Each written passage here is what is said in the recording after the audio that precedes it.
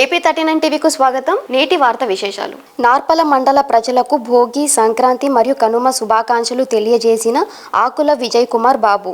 మండల ప్రజలకు ఆపన్న హస్తంగా మారిన ఆకుల బాబు కూరగాయలపల్లి గ్రామం నందు చెన్నకేశవ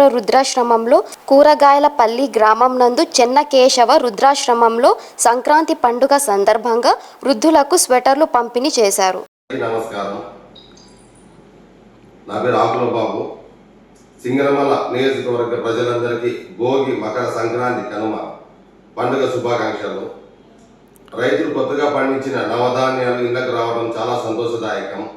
గత ప్రభుత్వం అవలంబించిన విధి విధానాలు భోగి మంటలో కాలిపోయి కూటమి ప్రభుత్వం వెలుగులతో రైతులు సంక్షేమం మరియు అభివృద్ధి జరుగుతుందని, ఇది మంచి ప్రభుత్వం అని ప్రజలు హర్షం వ్యక్తం చేసినారు.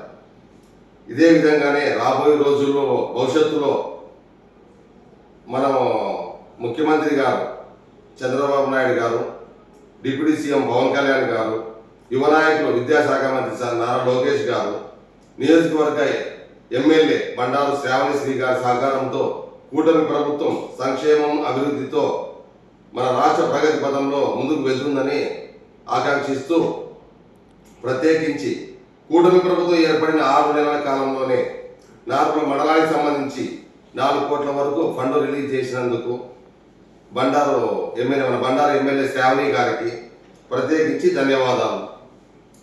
అలాగే నార్పల మండల ప్రజలకు కూడా పండగ శుభాకాంక్షలు తెలుపుతున్నాను.